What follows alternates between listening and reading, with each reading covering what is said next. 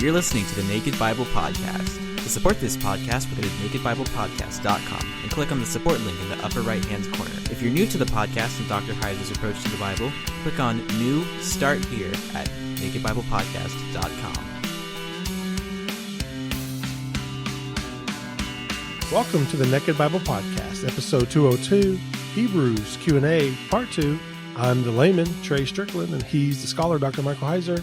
Hey, Mike, how are you doing this week?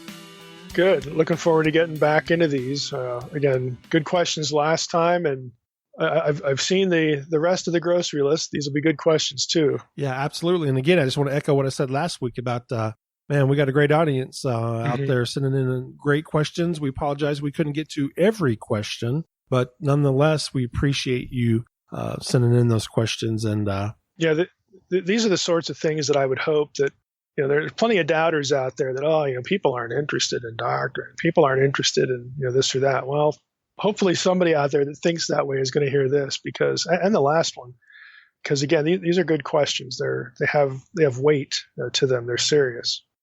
And with that, let's just jump into our next set of questions. And our next question is from David in Higganum, Connecticut. I know that for some, Hebrews seems to speak of one possibly losing their salvation. What if this is actually dealing with inheritance in the kingdom? Moses seems to be a good example of this. In the natural, he gets saved, baptized through the waters, sees the glory of Yahweh, yet because of a failure of heart, he doesn't get to go into the promised kingdom. In the unseen realm, the verses in Revelation are covered with regards to overcoming, not just being saved. Isn't that also inheritance speak? What if the loss spoken of in Hebrews is one of inheritance and not of salvation? Yeah, I think the verses in Revelation about overcoming are about believing. You endure to the end. Okay, you believe into the end despite all the terrible things, that the visions of Revelation are showing or that are happening to believers, or potentially are actually happening. So I don't dichotomize those two things, but let's try to go back to the beginning here. What the question means to say is that the warning passages in Hebrews, or it's asking if the warning passages in Hebrews are about loss of reward in the kingdom and not salvation itself. Well, first I would say you can't lose your salvation. You can only refuse to believe the gospel. Okay, nothing you do, behaviorally is going to result in the forfeiture of salvation. The only way you're not going to have salvation is if you don't believe. It's clear cut. If you believe, you are eternally secure. If you don't believe, if you turn to unbelief, then you're not. Okay, there are no unbelievers in heaven. That's all I'm saying by this. There are no people who turn from the gospel in heaven. There are only those who turn to the gospel in heaven. Again, it's really not that complicated, even though it might sound unfamiliar. I realize, to a number of folks in the audience. My problem, just more broadly though, with equating the Hebrews language to only kingdom reward is that it suggests there are kingdom residents who have no reward, and I don't think that's really coherent. I think Paul says in 1 Corinthians 4, everyone's going to receive his or her commendation. You're going to be commended in some way, but we're also going to suffer loss. And so I don't think it's coherent to have kingdom residents that have nothing, have no reward. So I have a problem there. But I also think that while some passages in Hebrews might, be read the way the question implies, that others can't be read that way. Let's go back to Hebrews 3.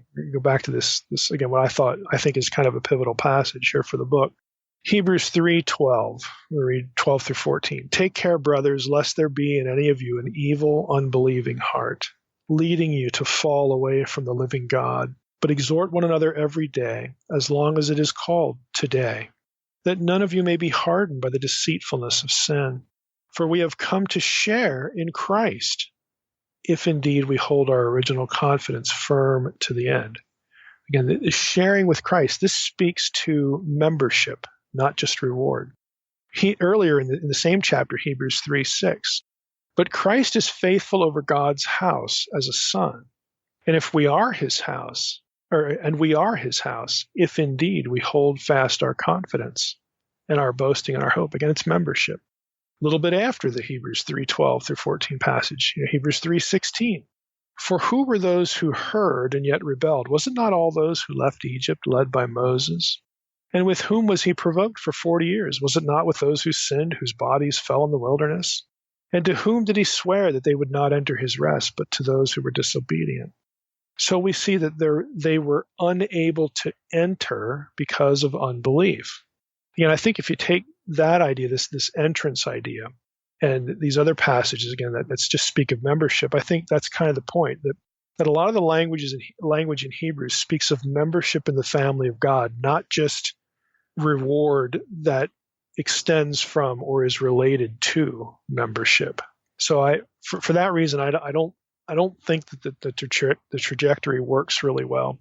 Another one, Hebrews 10:23. Let us hold fast the confession of our hope without wavering, for he who promised is faithful. What's the confession of our hope? What was promised? It's not just rewards that are promised. Membership is promised. Membership in the family of God, eternal life as a member of God's family. And elsewhere, not just in Hebrews, but elsewhere in the New Testament, this idea of Jesus' faithfulness, that theme, clearly speaks of membership in God's family. I'll just do one example here. 1 Corinthians 1:9. God is faithful, by whom you were called into the fellowship of his Son, Jesus Christ our Lord. Again, what the salvation that God had planned, he's going to keep that. God's going to be faithful to that because of Christ's faithfulness. And that involves more than just reward in the kingdom. It involves being called into the fellowship of his Son, membership in God's family. So I don't think that these two things are neatly equatable, or in many passages even equatable at all. So for that reason, that's how I would approach the question. Becky has our next question. I am finding myself uncomfortable and looking for a better, simpler explanation for substance. Hypostatic, hypostasis. I have found flesh, body, or various other meanings. In Bible college many years ago, I was taught and accepted it was something about who the action was coming from, Christ Jesus or Jesus Christ, and the approach to humans. Now I don't quite see how that fits in. Can Dr. Mike please address that phrase concept in more detail? Mm-hmm. Yeah, well, good luck for finding something simple here. Let's just start this way. Hypostasis doesn't really refer to an action. It's not a verb. But again, I'm either not parsing maybe what the questioner is saying, what Becky is saying, or maybe it's hard for her to express what it was she was remembering, but it's not an action. So this whole part about coming from something, I'm not following. That doesn't seem to be even part of the issue. If you read, I'll give you a definition, for example, like Erickson, and I recommend this book, The Concise Dictionary of Christian Theology. It's a little slim, handy book, but the definition of hypostasis there, it goes like this. From a Greek word for substance or nature, the real or essential nature of something as distinguished from its attributes.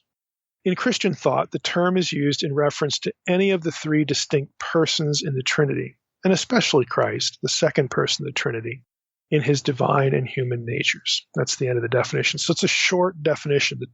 The term actually has a really long and convoluted history. And its meaning, again, it's a noun. It has something to do with nature or essence, okay? Its meaning depends on who's using it and how they're using it. And that's the case with all word meanings. Context is the big thing. Context is king when it comes to how a term is being used. Now, I would also recommend, if you want something longer, I'm going to read a couple things here. The first one is from the Internet Encyclopedia of Philosophy, which is a peer-reviewed site, and it's really good. Their entry on Trinity, and if you just go up to Internet Encyclopedia of Philosophy, we could post the link too with this episode, but their entry on Trinity says this. I'll read part of it.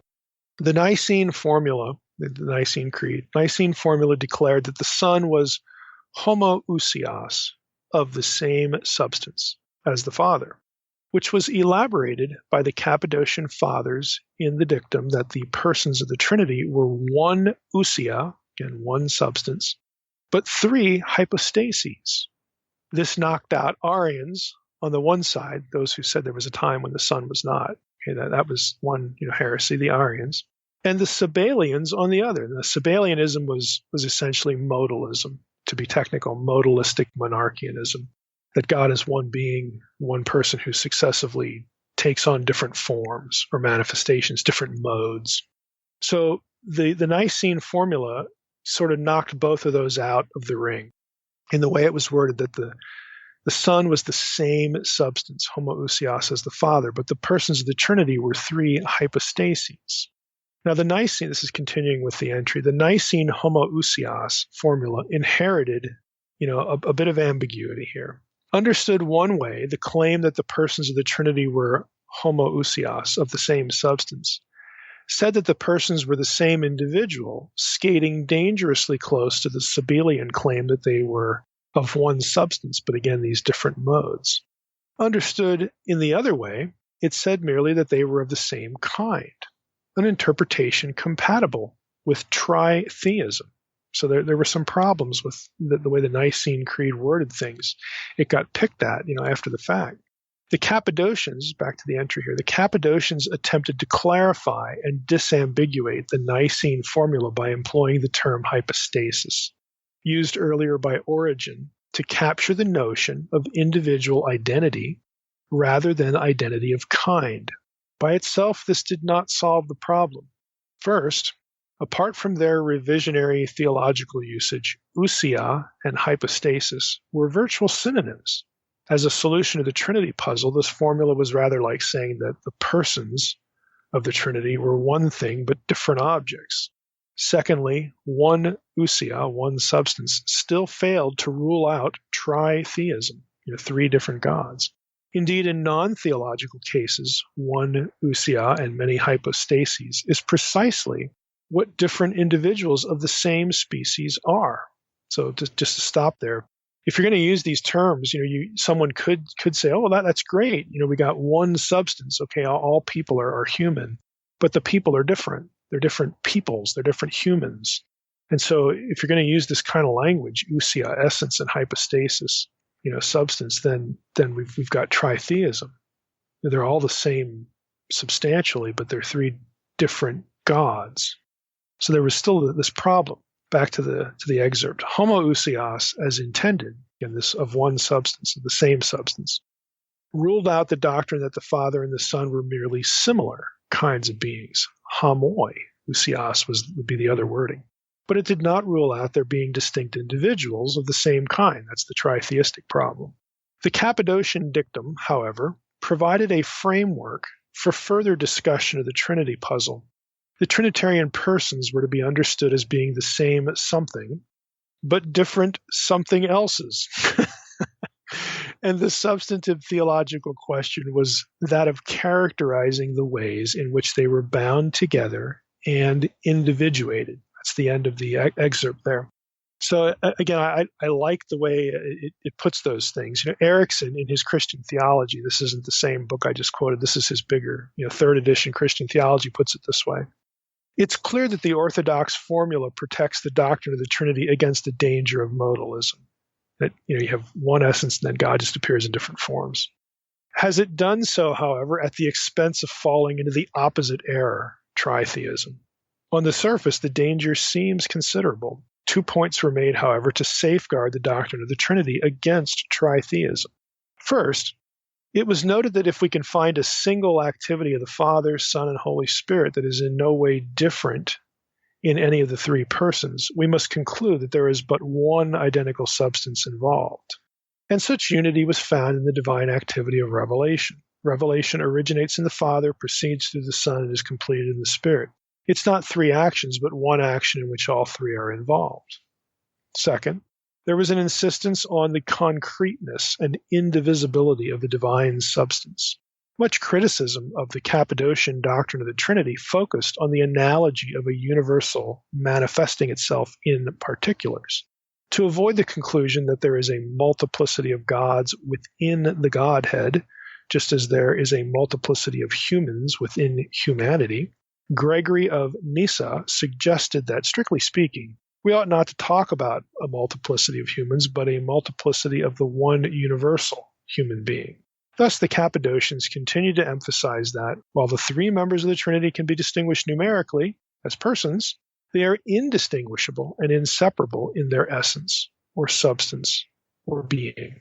Now, again, this is lots of theological jargon, but here's what it comes down to. In other words, all of these people, the early church fathers and the people, post-apostolic era, the people who received the New Testament and heard New Testament preaching, received the New Testament content written down, all that stuff. These guys are just struggling with what terms would best characterize the phenomena of the biblical text, specifically the New Testament. How do we talk about what we see in the New Testament? And you could say in the Bible, but since we're talking about Christology, it's really a New Testament sort of focus. The Bible doesn't come with an instruction manual on how to parse its language or what words to use in your language to express what you're seeing in the text. It just doesn't. So the sola scriptura idea isn't really helpful on points like this, but at least it does seek to place the biblical text as the ultimate touch point for what we're talking about. And again, this is the spirit of what we do, the Naked Bible. We want to understand the text in its context. So what's the context for hypostasis language? My answer is the Old Testament, Second Temple period, and the wider ancient Near East. Now, I think Summers' work on the bodies of God, that book, I've referred to it a number of times, is particularly helpful here, even though the way he talks about some of his examples sounds modalistic. Summers is a Jew. Summer is a Jew. I always want to put that S on the end of his name, but it's Benjamin Sommer, Sommer. The way he has really good examples, but sometimes the way he talks about them, he sounds like a modalist, but I don't think he's really caring because he's Jewish. And I'm thankful for his examples, but I just want to note that they don't have to be understood modalistically. They can be understood in a better way. Now, I would say had the early church fathers known about some of the stuff that Sommer ferrets out, they would have been helped in their discussion about the vocabulary to use. So the goal here isn't mere theologizing. We're trying to take note of the text in context, then trying to express what's there and what ancient literate readers would have thought. And just as a little aside here, if modern Unitarians don't like that, well, so what? So be it. I want to read a couple things from Summers' book, just so that you know kind of what I'm talking about. If you have the book, let's just start on page 13. Yeah, he starts his discussion early on what he calls the fluidity of divine selfhood in Mesopotamia. So what he's going to do in his book, it's called The Bodies of God. It's how God was thought about in ancient Israel. He's going to start in Mesopotamia, the wider ancient Near Eastern world. And he writes, I refer to a type of fluidity we might call fragmentation. Some divinities have a fluid self in the sense that there are several divinities with a single name who somehow are and are not the same deity. If you've read Unseen Realm, that language is going to sound familiar. Then he starts going through some examples from Ishtar, stuff said about Ishtar, to make that point. If we go to page 23, he gets into this a little bit more. He says, on the other hand, there are some hints that the divine image, he's been talking about idols, divine images. Tselem is the Hebrew word for image, and Salmu is the Akkadian word. So he's been talking about images and their relationship to the deities. He says, on the other hand, there are some hints that the divine image could come to be seen as a god simply known as Salmu. Akkadian texts refer to a divinity known as Salmu, who seems to have been identical with the sun god. The apparent contradiction between two understandings of the divine Salmu, namely that it was identical with a particular god in heaven, and that it was itself an independent god, falls away in light of the notion of the fluidity of divine selfhood in Mesopotamia. That Salmu was a body of the god. Okay, so the image, this is me breaking in here, the image, he's saying, the Mesopotamians could conceive that you had the same deity in different places. Okay, the same deity in different places. The image was itself a god. Sommer calls it, he likes to use the phrase, it was a body of the god, but it didn't exhaust that god's being. This is a phrase that Sommer uses a lot, that you could have the deity in a localized place, and here in this case an object, but that didn't exhaust in the Mesopotamian mind the the being or the essence of that deity. That deity could be any number of other places at the same time. There's this fluidity. So the God could be in this body, in this object, but it didn't exhaust the God's being. It was itself a God, assimilated into the heavenly God, yet physically a distinct thing that could lose its divine status at any moment, like if you destroyed it, should the deity choose to abandon it or if it's destroyed. It follows then, page 24, that what we saw earlier concerning the complex self of a God also applies to the God's physical presence. The divine body, like the divine self, can be fragmented, yet somehow remain unified. Any one body was part of the God, but did not exhaust the God's fullness, just as a God's self was not confined to one person. In short, God's bodies paralleled God's selves. Now he goes on to talk about the angel of the Lord. He goes on to talk about the glory. He goes on to talk about the name. These Old Testament concepts that if you've read Unseen Realms should be very familiar to you.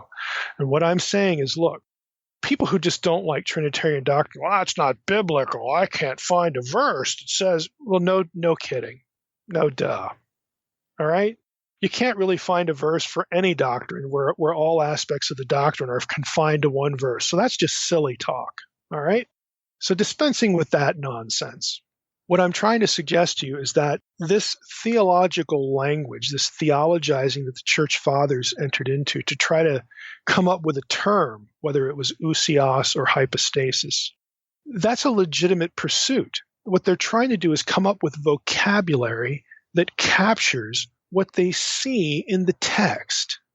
And again, to use ourselves as an example, Naked Bible, what I'm going to suggest to you, and what I have in Unseen Realms suggested to you is that, look, the idea of having God as one unified person or one unified essence existing in three different persons and you can do that simultaneously. That's an Old Testament idea, and it's even deeper than that. It's an Old Testament idea that would have been familiar to the ancient Near Eastern mind. It is not an invention of Nicaea. It is not an invention of the church fathers. It's not an invention of fill in the blank.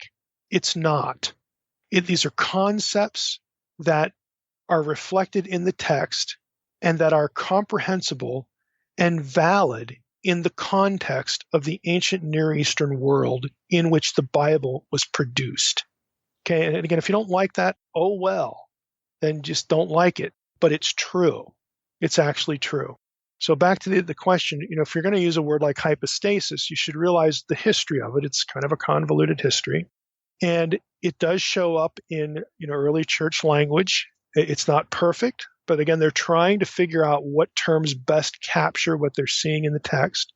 And to go back to Erickson's concise definition, hypostasis is really, again, you could use a word like substance or nature or essence, and try to attach those other words to hypostasis to try to help you understand hypostasis, and then ultimately how a term like hypostasis gets used in Trinitarian discussion. There you go, Becky. All right. Ken has a question.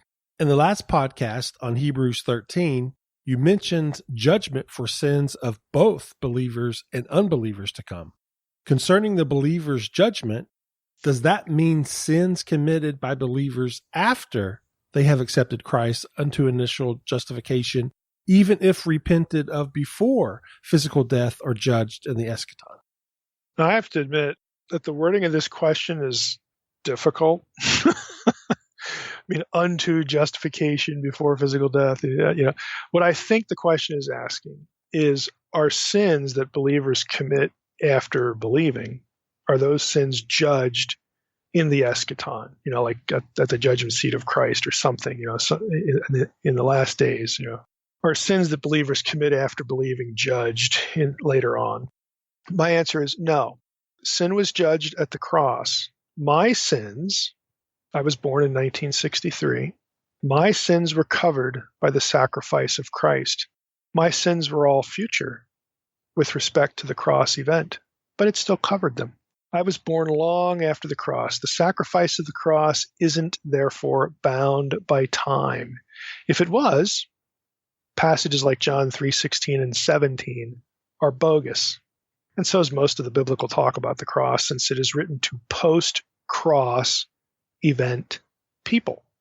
Okay, so we don't have a chronological or time limitation to what's going on at the cross. Sin was judged at the cross, period. That's when it's judged. Sinning now is a reality, but again, all of my sins, and they were real and still are real, they were all covered by the cross event. The fact that I was born long after the cross doesn't matter. So sinning now is a reality. Again, 1 John 1:10, every believer still sins. Sin does not result in the loss of salvation because salvation wasn't gained and couldn't be gained by sinlessness. And that which cannot be gained by moral perfection cannot be lost by moral imperfection. Rather, sin now results in what it has always resulted in: self-destruction, harm to other people, plus additional factors created by being in relationship to God through Christ. It results in being unuseful to God in God's plan. So we become tools that don't get used. It results in a loss of blessing. Again, I like the word blessing instead of the word reward, by the way.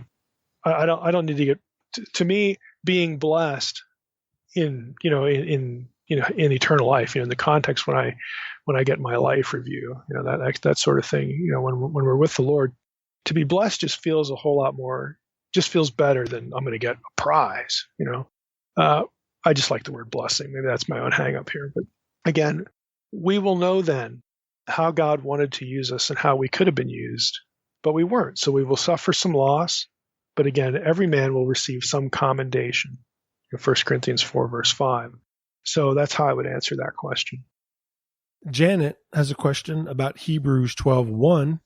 Since we are surrounded by so great a cloud of witnesses, is witness here in the sense of someone testifying in court or in the sense of a spectator of an event, or both? Are those saints of old watching us? Can people in heaven see us? Are they watching me take a shower, Mike? Well, I hope not. Yeah, I would say the answer to all those questions is a qualified yes. Okay. Now, I don't think they're all equally in view, but all of them are in view in some way. I'll try to quickly explain what I mean by that. So we have no reason to suspect that residents of the spiritual world can't see what happens here. For example, angels show John in the book of Revelation all sorts of things happening on earth in the book. Okay, the angel isn't wearing a blindfold. He's not guessing. He sees things that are going to happen or are happening. He sees the events as well as John. That's one thought. Angelic mediation. It's an Old Testament concept. I get into it a little bit in Unseen Realm. I'm going to get into it more in a book that'll be out in the summer or the fall on angels. But angelic mediation requires that angels know what's going on in our lives.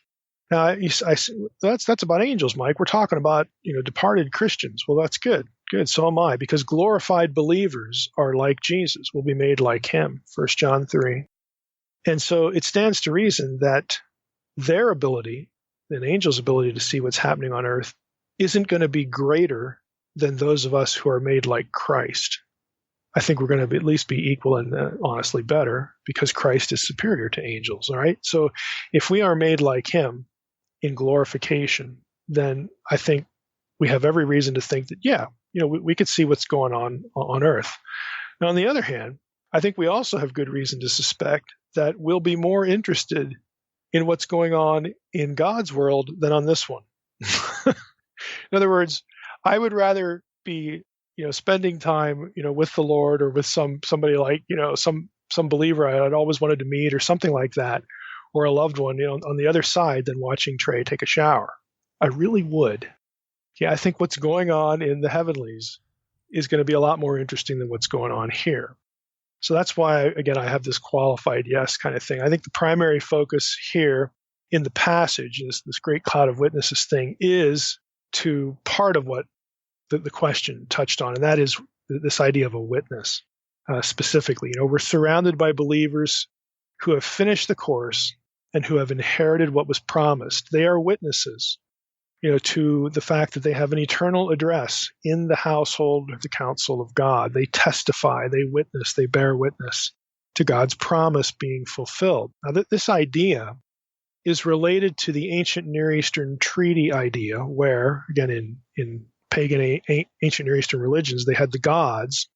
Gods were penciled in treaties, and they were listed in treaties as witnesses to a covenant being made. So there's some relationship to that. In the biblical instance, this kind of language occurs in several places. I think, personally, the most interesting one is Psalm 89. And I'm going to draw attention to an article by E. Theodore Mullen. Now, that, for those of you who are really into the Divine Council, you're going to recognize that name right away. It was Mullen's Harvard Semitic Monographs book, I think, published in the 80s. I think it was like early 80s, on the Divine Council, that really, sort of started, interest in Divine Council study, outside things like a dissertator. I mean, it was a really important book. And again, I reference it in Unseen Realm a few times and in other places, but he also wrote an article called The Divine Witness and the Davidic Royal Grant, Psalm 89, verses 37 through 38. By the way, those verse references are in Hebrew. In English, it's going to be verses 36 and 37. That was from the Journal of Biblical Literature in 1983. And I'm going to post that article in the folder for newsletter subscribers, but I want to quote a few things from it, just so that you know what we're talking about here and how it applies to Psalm 89 and I think ultimately to Hebrews 12. So on page 208 and 209, Mullen writes this: within the context of the recent scholarly emphasis placed upon the use of treaty forms in the ancient Near East, the relationship between the Mosaic covenant and the Davidic royal grant, the Davidic covenant, has received great attention. While the Sinai covenant is most commonly associated with the Hittite suzerainty type treaty, the best parallel to the covenant with David is found in the royal grants, which depict the unconditional promise of the king to the vassal as a reward for faithful service to the suzerain, to the king. Then he writes, our focus in this article will be Psalm 89, 37 through 38. Again, the English verses are 36 and 37. And here's what it says in English now, verses 36 and 37. It says, his offspring, again, the Psalm 89 is largely about the Davidic covenant. His offspring shall endure forever, his throne as long as the sun before me. Like the moon, it shall be established forever, a faithful witness in the skies. Okay, those are the two verses. Now, back to Mullen. He says, this passage presents a motif not found in the Oracle of Nathan, 2 Samuel 7. That is the concept of a divine witness to the Davidic royal grant, the witness in the heavens, the Eid Bashakach, witness in the clouds, witness in the skies, of verse 38, is the guarantor of the grant, and as such places the poetic promise to David in Psalm 89 solidly both within the mythico-religious concepts associated with the covenant motifs in the ancient Near East in this period, and also within the legal requirements associated with royal grants. Now, I'm going to rabbit trail from Mullen for a moment here. Do any of you recognize the in the clouds phrase, shakach? Again, if you've read Unseen Realm, if you've heard me lecture, you should know where that comes from. The other time that phrase is used is also in Psalm 89 a little earlier in the Divine Council scene. Psalm 89 verses 6 and 7. For who in the skies, bashakach, can be compared to the Lord? Who among the B'nai Elim is like the Lord, a God greatly to be feared in the council of the holy ones?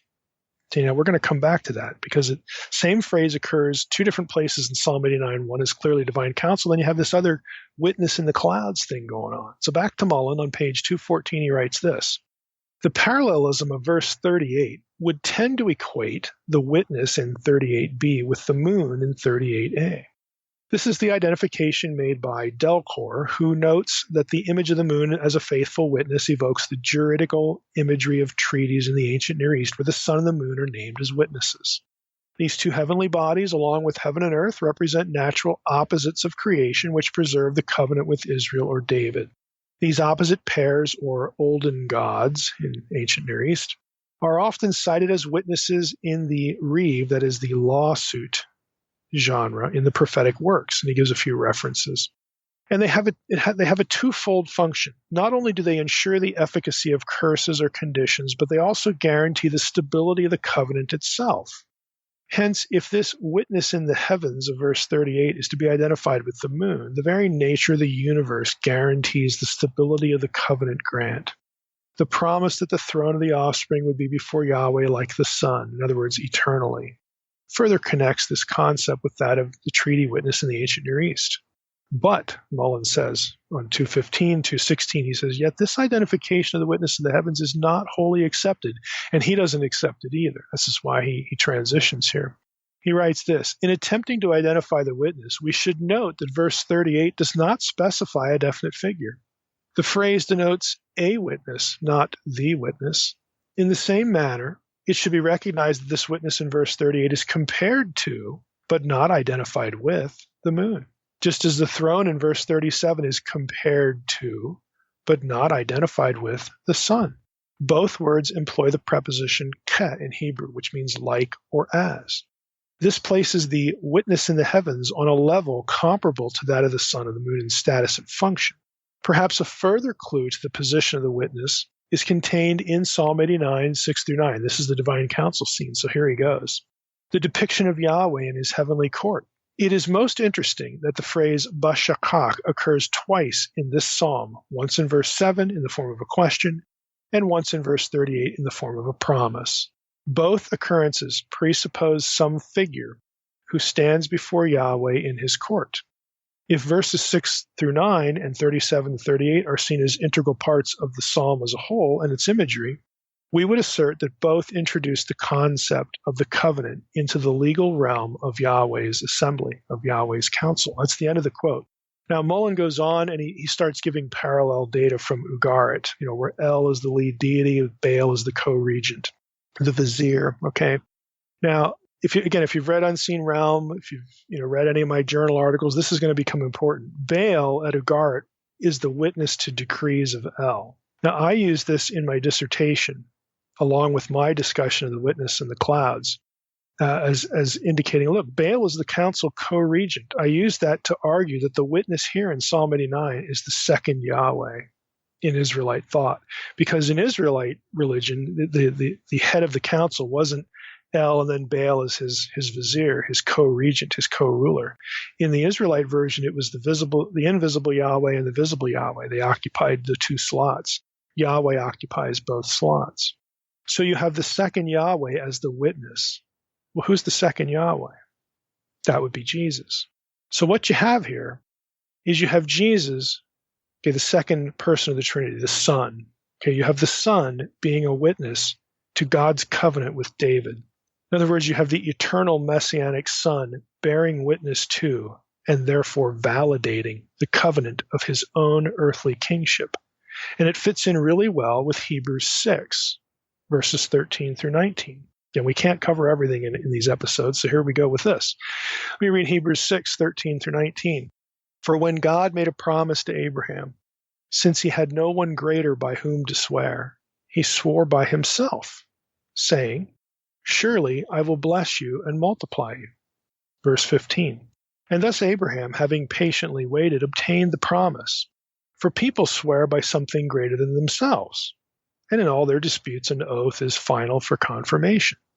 So when God desired to show more convincingly to the heirs of the promise the unchangeable character of his purpose, he guaranteed it with an oath, so that by two unchangeable things in which it is impossible for God to lie, we who have fled for refuge might have strong encouragement to hold fast to the hope set before us.